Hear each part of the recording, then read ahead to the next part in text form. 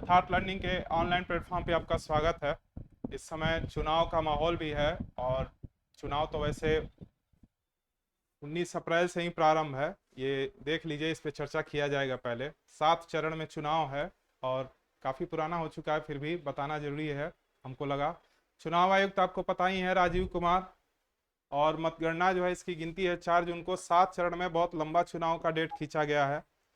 7 चरण में है। पहला है 19 अप्रैल को, 21 राज्य 102, ये सब सीटें हैं। किस किस डेट पे होने वाले हैं, ये राज्य हैं कितने राज्यों में है। जैसे 13 राज्यों में 26 अप्रैल को 89 सीट पे 13 राज्य 10 राज्य ऐसे बनाया गया है। और कुल जोड़ देंगे तो 543 सीट पर चुनाव हो रहा है। जबकि 543 सीट पर चुनाव हो रहा है, 552 है, जबकि 550 अब हो चुका है। 2 आंग्ल भारतीय वाली सीटें जो है अब इस समय हट चुकी हैं। 550 वैसे सीटें हैं 543 पे। लग रहा होगा 7 सीटें अभी क्यों नहीं है, खैर वो अलग मामला है, उस पर कभी बाद में बात किया जाएगा।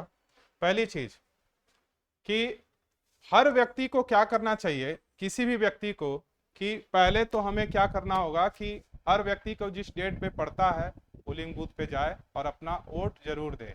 ये ना सोचे कि हम वोट, गर्मी हो गया है, धूप हो गया है, या फिर क्योंकि यह लोकतंत्र देश में या फिर प्रजातंत्र देश में यही एक खासियत है और यही एक अच्छा सुनहरा अवसर होता है जब अपनी बात को रखने का बहुत अच्छा विकल्प होता है, दिखाई देता है।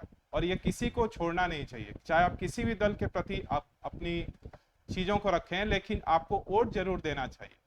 क्योंकि इससे पता चलता है कि सरकार को भी और आपको को खुद को भी कि हमें किसके पक्ष में, और यह चीजें सीधी सी बात है, भारत के लोकतंत्र को बचाए रखने के लिए यह भी एक बहुत अच्छा कदम है।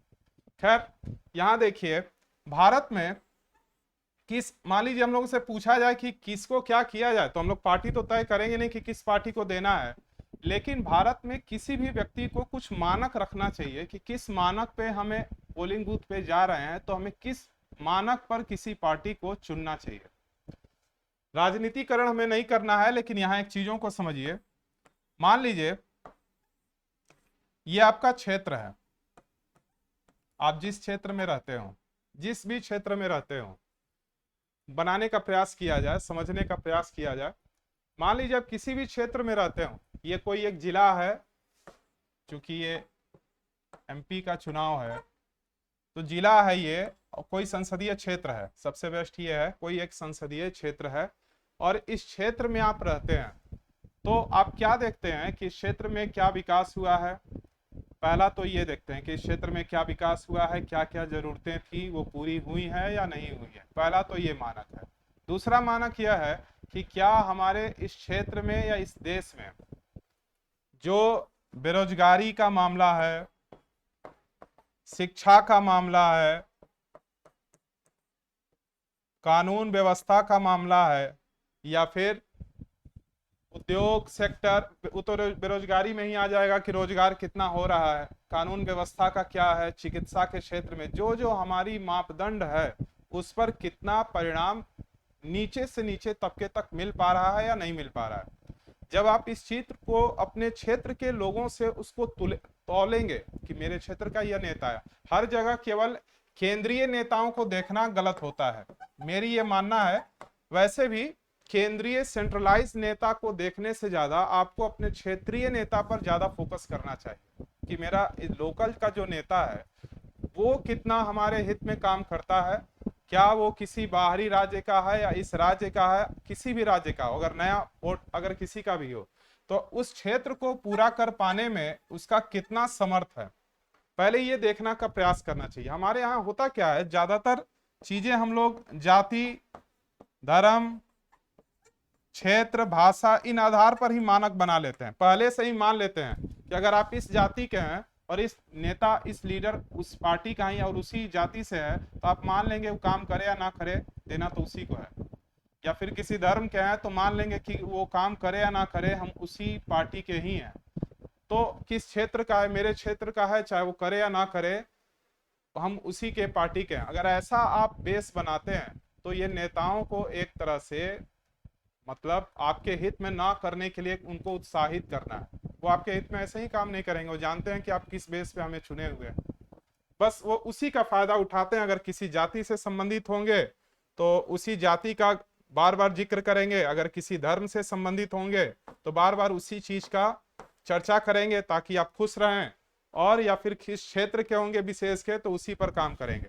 असली मुद्दे जो हैं भटक जाएंगे। असली मुद्दा क्या है, आज भी आप देखेंगे कि बेरोजगारी हुआ, शिक्षा हुआ, चिकित्सा का क्षेत्र हुआ, कई कानून व्यवस्थाएं में भी चीजें देखने को मिल जाती हैं। आप गांव में, किसी भी गांव में चले जाइए या किसी भी शहर के क्षेत्र में चले जाइए, जो एक शिक्षित व्यक्ति होता है और एक अशिक्षित व्यक्ति होता है, एक अशिक्षित व्यक्ति अगर रह गया एक परिवार में भी तो पूरे परिवार को धूमिल कर सकता है।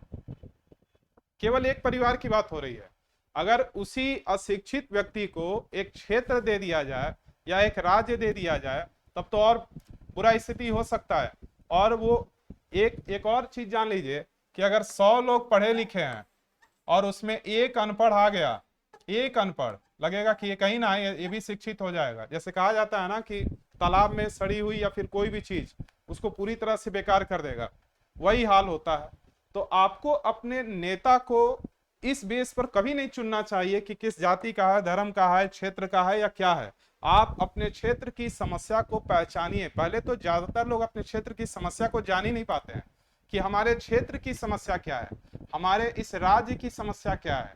क्या उसे जब बजट बनाया गया था पिछले 5 साल तो कोई काम किया ही होगा, तो उस 5 साल में कितनी चीजें पूरी हुई हैं और क्या क्या इस बार इन लोग का मापदंड बना है कि आगे आने वाले 5 साल में इन्होंने कौन कौन सा काम करना है। तो आपको एक ओवरव्यू मिल जाएगा कि हमको क्या करना चाहिए।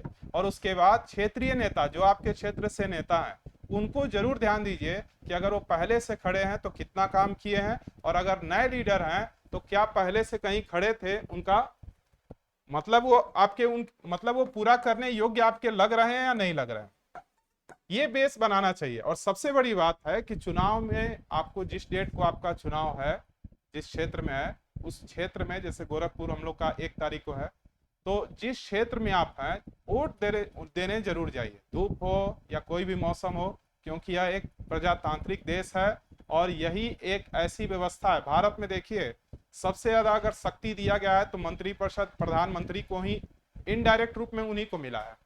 भारत के पहले व्यक्ति भले ही राष्ट्रपति हैं लेकिन शक्ति, असीम शक्ति उनके पास नहीं है।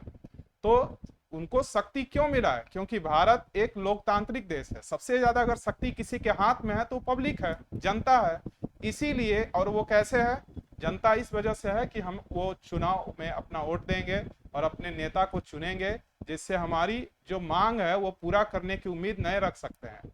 तो इस यही चीज है। बाकी आप लोग कोई भी हो, आप लोग बार बार भ्रमित भले ही किया जाता हो, आप जाति धर्म के आधार पे इस चीजों को न माने, क्योंकि ये सारी चीजें आपके शिक्षा को दर्शाती हैं। अगर आपका शिक्षा का स्तर कम है तो भी आप इस चीजों पे आप ज्यादा फोकस करेंगे।